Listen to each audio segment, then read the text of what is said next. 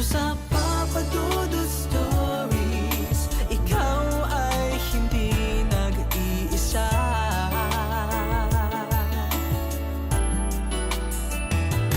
Dito sa Papa Dudut Stories, may nagmamahal sa'yo. Papa Dudut Stories, Papa Dudut Stories. Dear Papa Dudut, sa lahat po ng mga nakatutok ngayon, huwag kalimutan na mag-like, mag-share at mag-subscribe.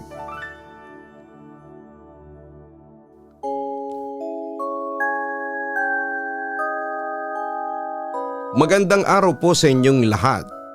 Tawagin niyo na lamang po ako sa pangalang Ross, 36 years old at isang work from home employee mula sa QC. Ngayon pa lamang po ay aaminin ko na sa inyo na meron akong bipolar disorder. Pero dahil sa regular na medikasyon ay nagiging maayos pa rin ang buhay ko. Bagamat paminsan-minsan ay inaatake ako ng aking sakit at nagkakaroon ako ng hallucinations na hindi ko maipaliwanag. Hindi ko alam kung hereditary ba ito o namamana. Pero kasi yung aking ama ay meron din ganitong sakit. Ilan din sa mga pinsan ko ay meron ding bipolar disorder. Pero papadudot sa kabila ng sakit ko, ay pinipilit ko pa rin mamuhay ng normal. Kahit naaaminin kong isang malaking struggle ang mabuhay dahil na rin sa limitasyon. Hirap ako sa buhay noon. Samantala ang pagkapit sa patalim ay hindi na bago sa akin. Pero hindi ko akalain na ang patalim na ito ay gawa sa bubog. Nung tumawag si Tita Helen para sabihin sa akin na ipagkakatiwala ang kanilang lumang bahay sa Bulacan dahil maninirahan na sila sa Amerika, inakala ko na ito na ang sagot sa aking mga dalangin. Kasalukuyan akong gipit noon, baon sa utang at halos wala ng pambayad sa upa na tinutuluyan kong maliit na kwarto sa syudad. Ross, ikaw nang bahala sa bahay. Huwag mo lang gagalawin ng mga gamit, lalo na mga salamin. Paalala niya sa akin, isang babala na binaliwala ko dahil sa sobrang katuwaan. Pagdating ko sa harapan ng lumang gate, sinalubong ako ng isang amoy na tila pinaghalong alikabok at nabubulok na kahoy. Ang bahay ay isang mansyong gawa sa simento at matatandang kahoy, na tila isang dambuhalang nagbabantay sa gitna ng masukal na bakuran. Pero ang pinagtataka ko ay ang loob nito. Ang unang linggo ko sa mansyon ay parang isang panaginip na dahan-dahang nagiging bangungot. Ang bawat hakbang ko sa mga antigong sahig na nara ay lumilikha ng langit-ngit na tila ba ang bahay ay humihinga. Marahil ay dumadaing sa bigat ng aking presensya. Ngunit ang pinaka-abnormal sa lahat ay ang presensya ng mga salamin. Hindi sila basta-basta dekorasyon. Sila ay mga manonood. Sa sala may isang pader na halos nabalot ng maliit at pirasong salamin na may iba't ibang hugis, bilog, parisukat, hexagon. Kapag tumatayo ka nga sa harapan nito, ang imahe mo ay naghihiwa-hiwalay sa daan-daang piraso. Nakakahilo pakiramdam ko, bawat bahagi ng katawan ko ay hinihigop ng bawat piraso ng bubog. Isang hapon habang naglilinis ako sa kusina, may narinig akong kaluskos sa dining area. Bit-bit ang isang basahan. Dahan-dahan akong sumilip, wala namang tao. Pero sa malaking salamin na may gold leaf frame na nakasabit sa tapat ng hapagkainan, nakita ko ang isang bagay na nagpapatayo ng balahibo ko. Sa loob ng salamin, ang lamesa ay hindi malinis sa refleksyon. May mga tirang pagkain na tila ilang dekada nang nabulok at may mga anino na mga taong nakaupo sa paligid nito. Mga figurang malabo at walang mukha. Ngunit nang lumingon ako sa tunay na lamesa sa likuran ko, ito ay malinis, makintab at walang laman. Binalik ko ang tingin sa salamin na mga anino ay nakatayo na at lahat sila ay nakaharap na sa akin. Kahit wala silang mga mata. Guni-guni lamang ito, Ross. Gutom lang yan. Pilit kong kinukumbinsi ang sarili ko, nanginginig ang aking mga kamay. Subalit hindi tumigil ang mga kababalaghan. Isang gabi habang naglalakad ako sa madilim na pasilyo, bitbit ang isang kandila. Dahil biglang nag-brown out ay napadaan ako sa isang mirror corridor. Ito isang makitid na daanan kung saan ang magkabilang pader ay puro salamin na.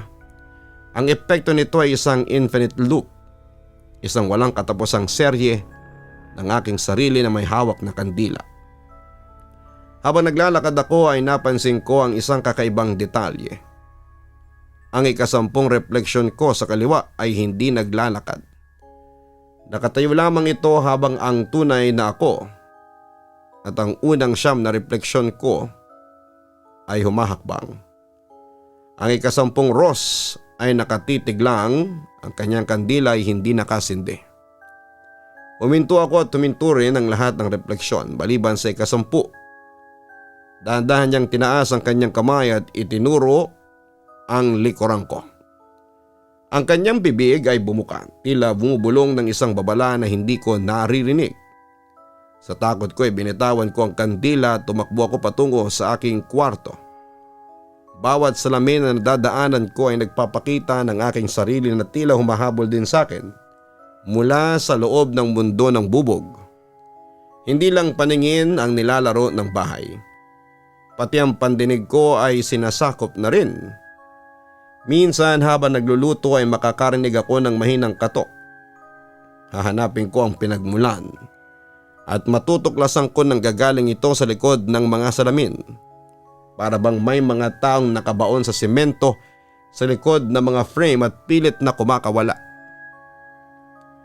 Nagtangka akong takpan ng tela ang ilang salamin. Kumuha ako ng mga lumang kumot at tinali ko sa mga malalaking salamin sa sala. Pero pagising ko sa umaga, ang mga tela ay nakasalansa na ng maayos sa sahig. At ang mga salamin ay mas lalong makinang. Tila ba nilinis sila ng mga kamay na hindi ko nakikita. Dito ko naisip, ang mga salamin ay hindi lang basta nandyan para makita ang sarili. Nandyan sila para siguraduhin na wala kang takas. Ang bahay na ito ay isang malaking bitag at bawat anggulo ng aking bawat galaw ay sinusubaybayan ng libu-libong mata na nagtatago sa likod ng aking sariling mukha. Sa bawat araw na lumilipas, ang refleksyon ko ay tila nagiging mas totoo kesa sa akin. Mas mapula ang labi niya, mas matalas ang tindig. At ako ay nagiging maputla, nanghihina at nawawala sa sarili. Para bang ang buhay ko ay dahan-dahang hinihigop na mga salamin upang pakainin ang kung anumang nakatira sa loob ng mga ito.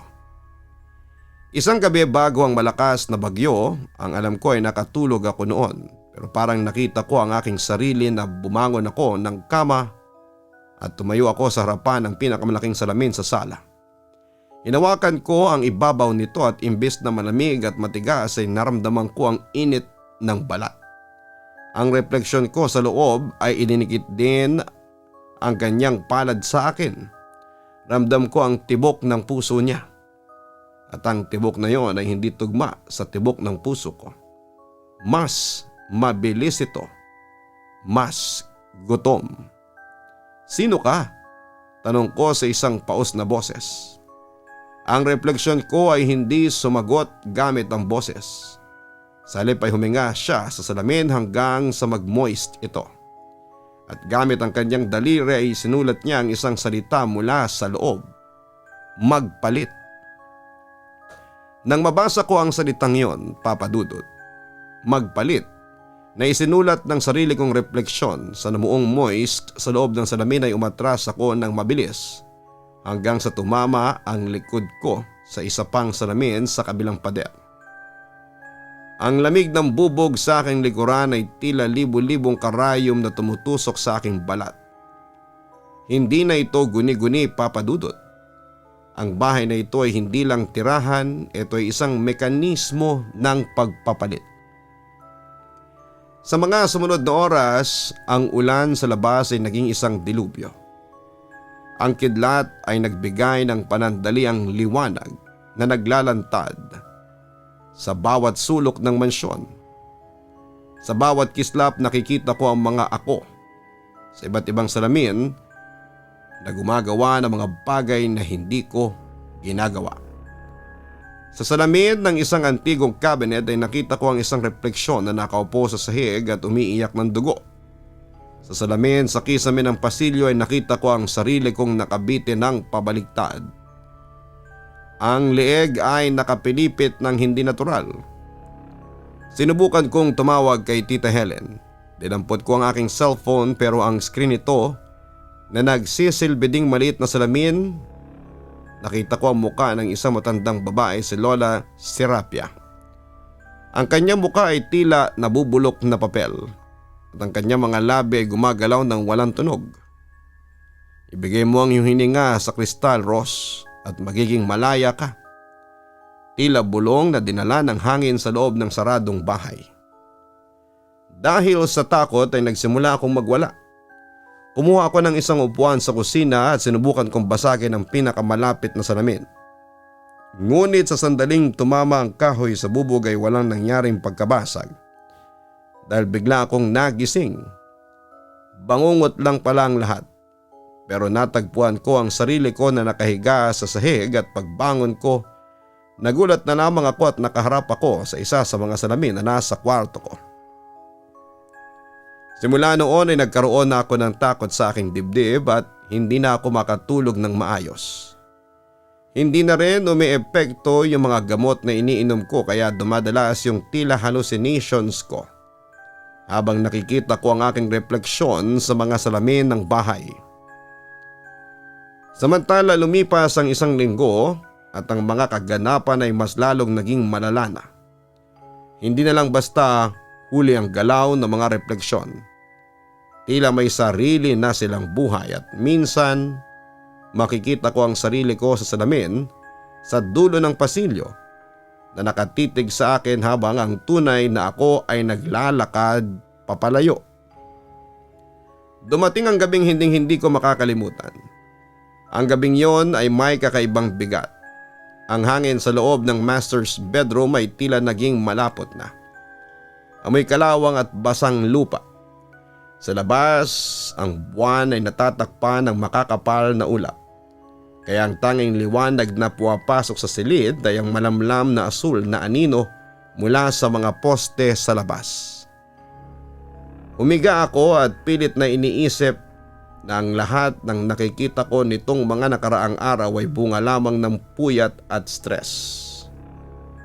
Pero ang apat na dambuhalang salamin na nakapalibot sa kama ko ay tila mga bintana patungo sa kailaliman ng impyerno. Sinubukan kong ipikit ang aking mga mata pero ramdam ko ang titig na mga ito. Titig na nanggagaling sa bawat sulok ng madilim na kwarto. Bandang 3:00 ng madaling araw ay bigla akong nagising. Hindi dahil sa ingay kundi dahil sa isang pakiramdam na may malamig na daliri na humahaplos sa aking talampakan. Gusto kong bumangon, gusto kong sumigaw. Pero doon ko napagtanto ang malupit na katotohanan. Hindi ko maigalaw kahit isang daliri. Ang aking katawan ay parang isang ribultong semento. Ang tanging nagagawa ko lang ay ang igala ang aking mga mata. Ang bawat paghinga ko ay mababaw at mahirap na tila may isang dambuhalang linta na nakadagan sa aking dibdib. Hinihigop ang bawat onsa ng hangin sa aking baga. Ang katahimikan sa loob ng kwarto ay napalitan ng isang mahinang ugong. Isang static sound na parang sirang radyo na nagmumula sa mga salamin. Sa salamin sa tapat ng aking paanan ay nakita ko ang aking refleksyon. Pero hindi ito nakahiga. Dahan-dahan, ang Ross sa salamin ay nagsimulang gumalaw. Ang kanyang mga balikat ay lumulundo at ang tunog ng kanyang mga buto ay naglalagatukan. Crack, snap, pop ay umaalingaw-ngaw sa tunay na silid. Ang kanyang mga mata ay hindi na kulay kayumanggi. Sila ay naging dalawang itim na butas na walang hangganan. Mula sa salamin sa aking kaliwa ay nakita ko ang isa pang bersyon ko na dahan-dahang lumalabas. Ang kanyang kamay maputla, mahaba ang mga kuko at tila nababalot ng malapot na itim na likido ay lumusot sa ibabaw ng salamin. Ang matigas na bubog ay naging parang tubig. Lumilikha ng mga ripple habang ang nilalang ay humahakbang palabas sa tunay na mundo. Sumunod ang refleksyon mula sa kanang salamin at ang isa pa ay mula sa kisame. 4 na bersyon ng aking sarili ang nakatayo na ngayon sa paligid ng aking kama. Pinalibutan nila ako. Ang kanilang mga muka ay tila mga maskarang gawa sa wax na dahang-dahang natutunaw. Ang isa sa kanila ay yumuko. Ang kanyang muka ay ilang pulgada na lamang ang layo sa mukha ko. Naamoy ko ang hininga niya, amoy ng isang bagay na matagal nang nabubulok sa dilim. Kay tagal namin naghintay sa dilim, Ross. Bulong ng isa. Ang boses ay parang pagkiskis ng kutsilyo sa basag na plato. Kay lamig sa loob at kay sikip. Naramdaman ko ang isa sa mga ako na humahawak sa aking kaliwang braso. Ang hawak niya ay hindi parang kamay ng tao. Ito ay parang yelo na nanunuot hanggang sa aking buto. Ang isa naman ay nagsimulang haplusin ang aking leeg. Ang kanyang mga kuko ay dahan-dahang naglulubog sa aking balat. Wala akong magawa ni hindi ko maipikit ang aking mga mata para takasan ang imahe. Magpapalit na tayo, sabi ng refleksyon na nasa tapat ko.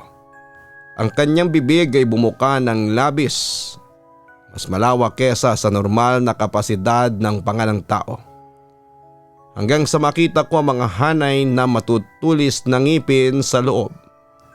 Ikaw naman ang titira sa loob ng bubog. Ikaw naman ang magmamasid habang kami ang mabubuhay sa mundong ito. Sa gitna ng aking matinding takot, naramdaman ko ang isang mainit na daloy ng adrenaline. Sa aking isipan, isinigaw ko ang lahat ng dasal na alam ko. Pilit kong iginalaw ang dulo ng aking hintuturo. Kahit isang galaw lang, pakiusap ko sa sarili ko. Habang ang isa sa mga anino ay nagsimulang sumubsob sa aking dibdib. Para tuluyan akong sakupin, buong lakas kong itinuon ang lahat ng aking diwa sa aking kanang kamay. Ngayon, kasabay ng isang marahas na singhap, biglang bumalik ang kontrol sa aking katawan. Napabangon ako ng mabilis, ang aking kamay ay humampas sa hangin. Isang malakas na sigaw ang kumawala sa aking lalamunan. Isang sigaw na punong-puno ng purong takot at paglaban. Sa isang iglap ay tila may sumabog na enerhiya sa loob ng kwarto. Ang mga anino ay biglang naglaho na parang usok na inihipan ng hangin. Mabilis akong tumingin sa mga salamin sa paligid ko. Ang mga refleksyon ko doon ay nakahiga na ulit. Pagod at takot ang itsura, gaya ng tunay na ako. Pero may isang bagay na hindi nawala. Sa ibabaw ng aking kumot ay may mga basang bakas ng kamay. May itim at malapot na dahan-dahang naglalaho habang pinapanood ko. At ang aking leeg ay ramdam ko ang 4 na mahabang kalmot na mahapde at nagdurugo. Hindi yon simpleng sleep paralysis. Yon ay isang tangkang pag-agaw sa aking pagkatao. At alam ko sa pagpatak ng susunod na gabi, mas magiging gutom sila. Mas magiging handa. Kinabukasan ay hindi na ako mapakali, alam kong may mali sa bahay na ito. Gusto kong mag-imbestiga pero hindi ko alam kung saan ako magsisimula. Simula noon ay hindi na ako makakain. Ang bawat subo ko ay tila nagiging buhangin sa aking bibig dahil sa takot. Alam kong hindi ako tatagal ng isa pang gabi kung hindi ko maintindihan kung bakit ako narito. Bitbit ang isang flashlight at isang lumang plies. Tinungo ko ang pinakamadilim na bahagi ng bahay, ang bodega sa ilalim ng hagdanan na nakakubli sa likod ng isang dambuhalang salamin na nakadikit sa pader. Napansin ko na ang salaming ito ay kakaiba. Hindi ito nakasabit, ito ay nakabaon sa mismong hamba ng pinto ng bodega na tila nagsisilbing seryo. Gamit ang plies ay dahan-dahan kong binaklas sa mga kahoy na umahawak dito hanggang sa maialis ko na ang salamin. Isang amoy ng amag lumang papel at isang malansang amoy na tila natuyo ng dugo ang bumuga sa akin. Sa loob ng bodega ay natuklasan ko ang mga gamit na hindi sinama ni Tita Helen sa Amerika. Mga lumang radyo, mga kupas na portrait ng mga mata ay sadyang binutas at sa gitna ng lahat ay isang antigong baul na yari sa itim na kahoy. Nababalot ng mga kadenang tila kinakalawang na. Hindi ko na inisip ang panganib. Sinira ko ang kandado at binuksan ang baul. Doon ko natagpuan ang diary ni Lola Serapia. Ang matyarka ng pamilya ng pangalan ay laging binubulong ng may takot sa aming mga angkan. Ang diary ay hindi lang basta tala-arawan.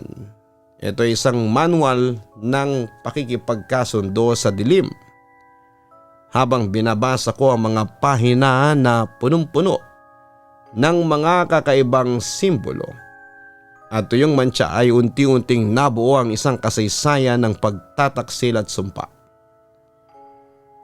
14 ng Mayo taong 1945. Simula ng isang pahina.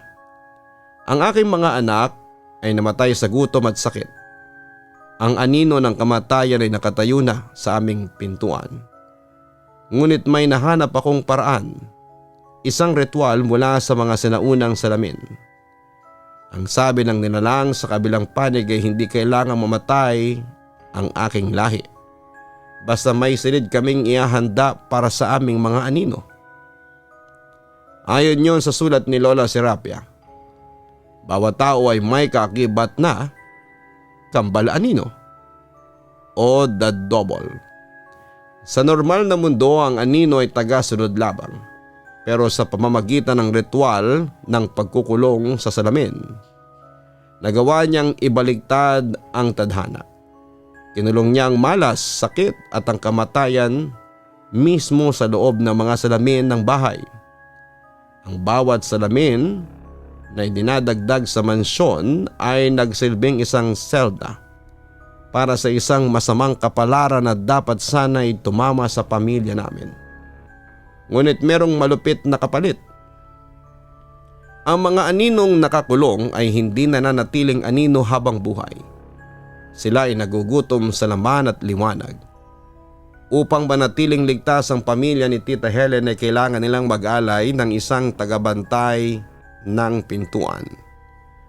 Ang tagabantay na ito ay dapat isang kadugo, isang taong may kaparehong DNA dahil ang mga anino ay doon lamang pwedeng kumapit.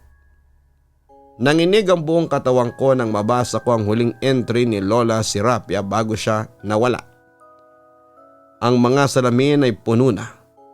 Ang mga anino ay nagsisimula ng kumalmot sa ibabaw ng salamin. Kung nais nating makatawid sa dagat at maging malaya ay kailangang may maiwan sa bahay na magsisilbing angkla. Isang taong walang kamalay-malay. Isang taong gipit. Isang taong tatanggap sa bahay bilang regalo. Pero sa totoo ay bilang bitag. Napaupo ako sa malamig na sahig ng bodega. Doon ko naintindihan ang lahat. Ang pag-alis ni Tita Helen ay hindi isang bagong simula para sa kanila dahil sa swerte. Ito isang pagtakas, binigay nila sa akin ang bahay hindi dahil sa awa, kundi dahil kailangan nila ng isang sakripisyo na magpapanatili sa mga anino sa loob ng salamin habang sila ay malayo.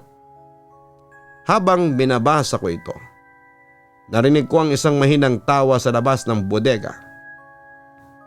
Tumingin ako sa direksyon ng pintuan ng anino ko na nasa pader dahil sa liwanag ng flashlight ay hindi nakaturo sa akin. Ang anino ko ay nakaupo rin pero ang leeg nito ay nakapihit ng 180 degrees. Nakatingin sa akin at ang mga kamay nito ay tila dahan-dahang humahaba patungo sa aking leeg. Ross, salamat sa pagtanggap sa regalo. Bulong ng hangin. Natuklasan ko rin sa diary na ang bawat salamin ay konektado sa isa't isa. Parang isang malaking sapot ng gagamba. At sa gitna ng sapot na yon ay ang inang salamin na nasa basement, isang salamin na hindi gawa sa modernong materyales, kundi hinaluan ng abo ng mga ninuno at dugo ng mga hindi nakalabas. Doon ko napagtanto na hindi lang ako nakatira sa isang creepy na bahay. Nakatira ako sa loob ng isang dambuhalang makina ng gasolina ay ang aking kaluluwa.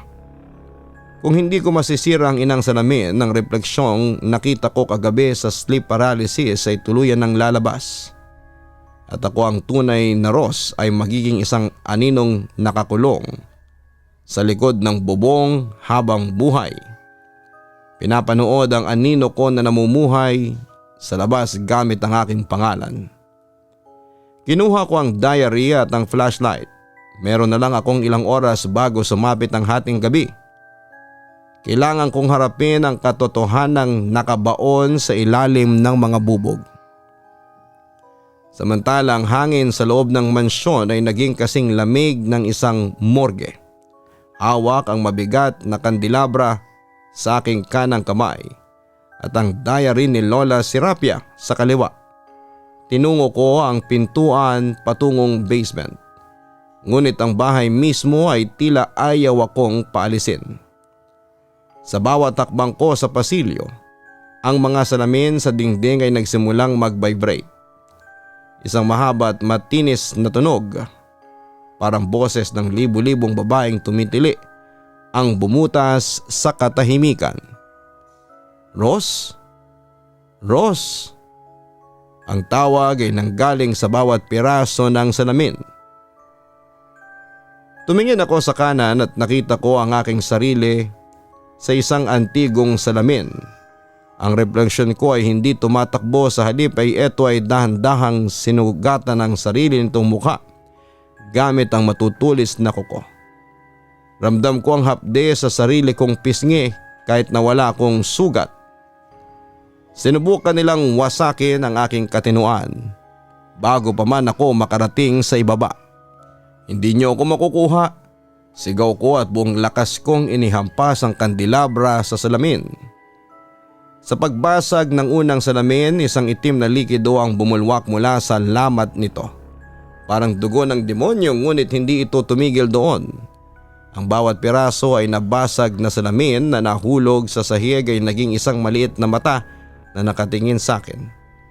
Libo-libo mga mata sa sahig sinusubaybayan ang bawat galaw ko. Pagdating ko sa pintuan ng basement, naramdaman ko ang isang malakas na puwersa na humila sa aking binti. Isang kamay na gawa sa purong anino ang lumabas mula sa ilalim ng pintuan. Nadapa ako at sa isang iglap ay kinaladkad ako ng anino patungo sa kadiliman. Kumapit ako sa hamba ng pinto. Ang aking mga kuko ay bumaon sa lumang kahoy hanggang sa magdugo ang mga ito. Gamit ang kandelabra, hinampas ko ang aninong nakakapit sa akin at pakiramdam ko ay humampas ako sa isang matigas na yelo.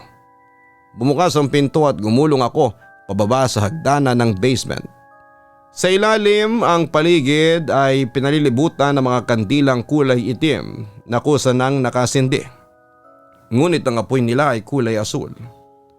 At doon sa pinakadulo ng silid ay nakatayo ang inang salamin. Ito ay hindi lang basta salamin, ito ay isang dambuhalang pader ng itim na obsidian na may taas na 10 talampakan. Ang ibabaw nito ay parang kumukulong putik. Sa loob nito ay nakita ko ang mukha ni Lola Serapia, Tita Helen at ang lahat ng mga ninuno ko. Lahat sila ay nakatingin sa akin ng may awa at gutom. Sa harapan ng inang salamin ay nakatayo ang aking double. Siyang bersyon ko na nakita ko sa sleep paralysis. Pero ngayon ay mas solido na siya. Ang balat niya ay kulay abo at ang kanyang mga kasuotan ay tila bahagi na ng kanyang balat. Wala siyang suot na sapatos at ang kanyang mga yapak ay nag-iwan ng mantsa ng amag sa simento. Huli na ang lahat, Ross, sabi niya. Ang boses niya ay hindi nanggagaling sa kanyang bibig kundi direktang sa loob ng utak ko. Ang kontrata ay napirmahan na sa sandaling pumasok ka sa pintuan ng bahay na ito. Ang dugo mo ang pambayad sa kalayaan nila. Hindi ako magiging alay, sigaw ko at sinugod ko siya. Ngunit ang bawat suntok ko ay tumatagos lang sa kanya na parang usok. Sa halip ay bawat hampas ko sa kanya ay nararamdaman ko sa sarili kong katawan. Sinakal niya ako at ramdam ko ang paghigpit ng sarili kong mga kamay sa aking leg kahit na nakababa ang mga ito. Ang double ay isang direktang refleksyon ng aking buhay. Kung ano ang gawin niya sa sarili niya ay mangyayari sa akin. Nagsimula siyang tumawa habang dahan-dahan niyang itinutusok ang kanyang mga daliri sa sarili niyang mga mata. Kung magbubulag-bulagan ako, Ross, hindi mo makikita ang liwanag. Sa gitna ng hapdi at paghabol sa hininga ay naalala ko ang huling babala sa diary. Ang anino ay hindi kayang mabuhay kung walang liwanag, ngunit ang salamin ay hindi kayang manlinlang kung walang tumitingin. Imbis na ang double ang atakihin ko ay tinuong ko ang lahat ng lakas ko sa inang salamin. Wag! Sigaw ng double, ang boses niya ay naging isang matinis na hagulhol. Pumikit ako ng mariin, ayaw ko makita ang sarili ko, ayaw ko maging bahagi ng kanyang mundo. Gamit ang lahat ng natitirang lakas sa aking katawan ay sinigaw ko ang aking pangalan, ang aking tunay na pagkakakilanlan upang paalalahanan ang universo na ako ay buhay at hindi isang imahe lamang. Ako si Ross at hindi mo ako pag-aari. Buong lakas kong hinampas ang kandelabra sa pinakasentro ng obsidian ng pader. Boom! Hindi ito tunog ng basag na salamin. Tunog ito ng isang dambuhalang kulog. Ang inang salamin ay sumabog sa milyong-milyong peraso. Ang shockwave ay nagpatalsik sa akin sa pader at nawala na ako ng malay. Ang huling nakita ko bago magdilim ang lahat ay ang aking double na dahan-dahang natutunaw. Nagiging isang itim na likido na lamang na hinihigo pabalik sa kailaliman ng lupa. Habang ang mga kaluluwang nakakulong sa loob ay lumipad palabas na parabang mga puting ibon patungo sa kisame. Ang bahay ay nayanig, ang mga pundasyon ay umuga, at ang mga bawat natitirang salamin sa mansyon ay sabay-sabay na nadurog hanggang sa maging pinong alikabok na. Sa wakas ang libu-libong mata ay nabulag. Nang magising ako, ang sikat ng araw ang tumama sa aking mukha mula sa mga butas sa bubong. Ang basement ay wala ng laman kundi mga peraso ng batong obsidian na wala ng kinang. Wala na ang sumpa, wala na mga anino, pero kasabay noon ay nawala ako sa katinuan. Buti na lamang at nagkataong pumunta ang tiyuhin ko at dalawang pinsan kong lalaki para bisitahin sana ako sa bahay. Doon ay natagpuan nilang bukas ang pinto at nakasalampak ako sa pintuan. Dinala nila ako sa mental hospital at ilang araw din akong nakakonfine doon. Nang bumalik sa katinuan, ang pag-iisip ko ay ikinuwento ko sa attending psychiatrist ang gabing naranasan ko doon sa bahay. Pero sinabi lamang niya sa akin na bunga lamang yon ng hallucinations ko since hindi ko nabibili lahat ng gamot ko. Dahil na rin sa kawalan ko ng pera, kaya dumalas ang mental breakdown ko. Sa kabilang banda yung tiyuhin ko ay nagpasyang kupkupin na lamang ako at patarahin sa kanilang bahay sa Quezon City.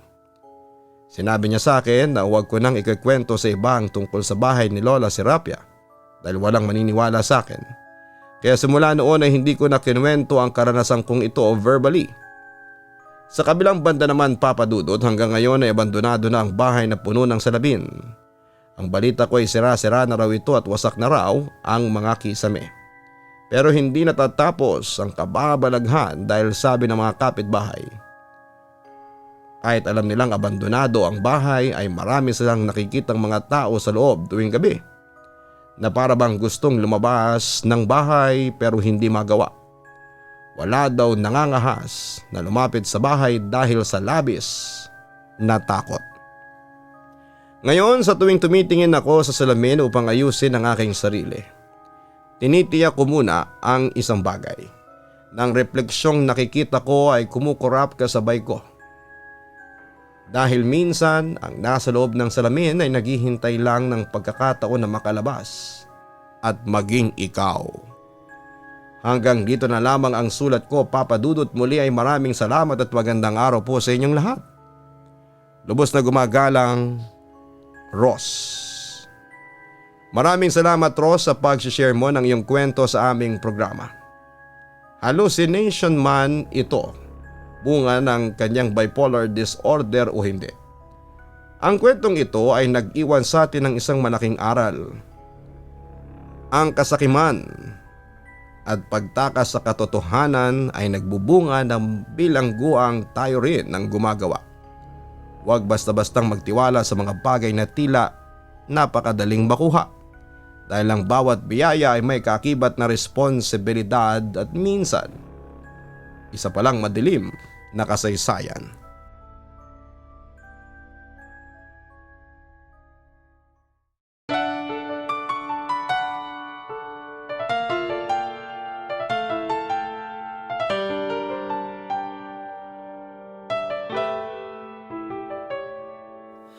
Ang buhay ay mahiwaga,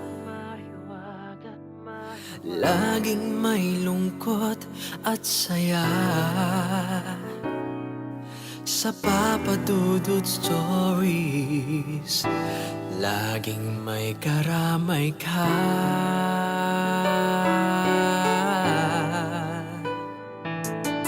Mga problemang kaibigan, dito ay pakikinggan ka. Sa Papa Dudut Stories, kami ay iyong kasama. Dito sa Papa Dudut Stories, ikaw ay hindi nag-iisa.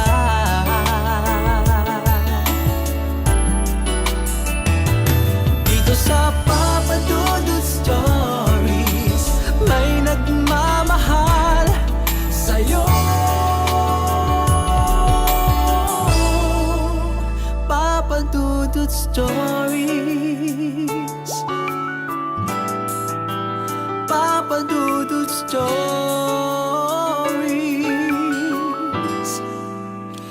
Papa Dudut Stories.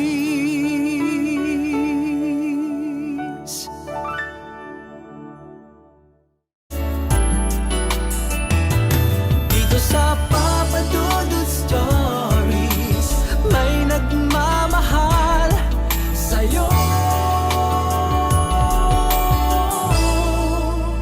Papa Dudut Stories, Papa Dudut Stories.